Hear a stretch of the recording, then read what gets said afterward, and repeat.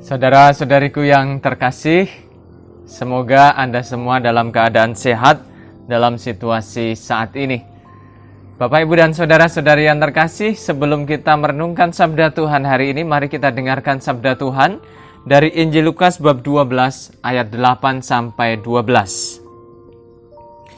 Aku berkata kepadamu, setiap orang yang mengakui aku di depan manusia, Anak Manusia juga akan mengakui dia di depan malaikat-malaikat Allah. Tetapi barang siapa menyangkal aku di depan manusia, ia akan disangkal di depan malaikat-malaikat Allah. Setiap orang yang mengatakan sesuatu melawan Anak Manusia, ia akan diampuni. Tetapi barang siapa menghujat Roh Kudus, ia tidak akan diampuni. Apabila orang menghadapkan kamu kepada majelis-majelis atau kepada pemerintah-pemerintah dan penguasa-penguasa, janganlah kamu khawatir bagaimana dan apa yang harus kamu katakan untuk membela dirimu. Sebab pada saat itu juga Roh Kudus akan mengajar kamu apa yang harus kamu katakan. Bapak, Ibu, dan saudara-saudari yang terkasih,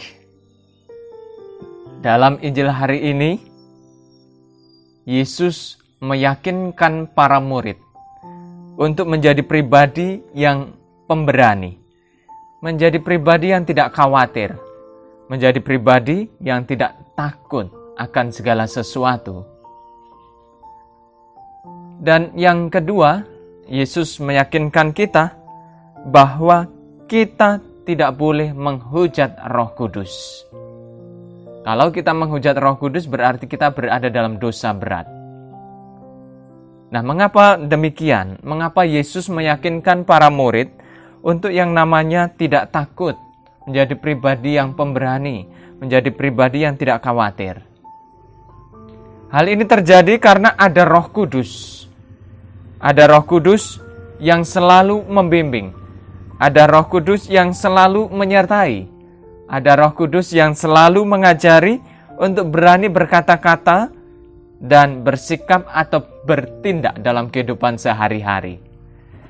Nah, kita itu semua yang mungkin yang menonton dalam video ini sudah menerima sakramen baptis dan menerima sakramen krisma.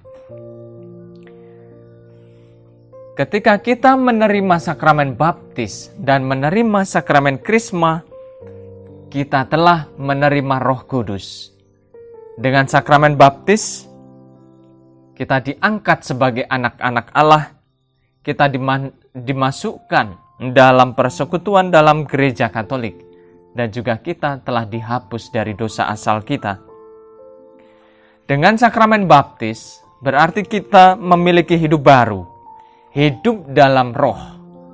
Rohlah yang senantiasa membimbing kita untuk selalu terarah pada Allah sendiri. Nah, dengan sakramen krisma yang telah kita terima, menegaskan bahwa kita memiliki peran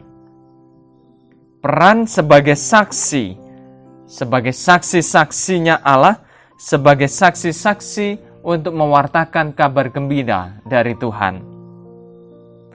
Nah, lalu apa peran Roh Kudus dalam kehidupan kita? Bapak, Ibu, dan saudara-saudari yang terkasih, mungkin dalam kehidupan kita itu, dalam kehidupan kita sehari-hari, mungkin kita pernah merasa lelah. Kita pernah merasa capek. Atau kita pernah hampir putus asa. Tetapi dalam hati kita, dalam hidup kita, kita masih mampu berdiri tegap. Kita masih mampu memiliki semangat. Ayo, kita harus bangkit. Ayo, ini harus diselesaikan. Ayo, aku harus melangkah. Nggak boleh putus asa. nggak boleh lelah, nggak boleh capek.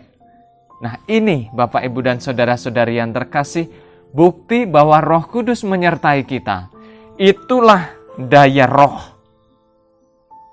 Kita tahu bahwa kita memiliki 7 karunia roh. Apa itu 7 karunia roh? Yakni kebijaksanaan, pengertian, nasihat, keperkasaan, kesalehan, pengenalan akan Tuhan, dan takut akan Tuhan. Nah maka Bapak, Ibu, dan saudara-saudari yang terkasih, kita yang telah percaya Allah Bapa, Allah Putra, Allah Roh Kudus senantiasa semakin dimurnikan hati kita, semakin digerakkan untuk semakin menggeluti perjalanan hidup ini dengan semangat, dengan hati yang terbuka, tidak putus asa.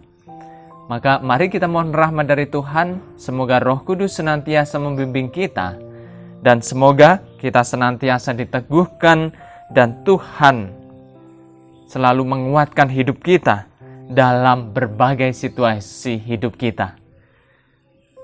Berkat Tuhan menyertai kita dan juga berkat Roh Kudus menyertai kita.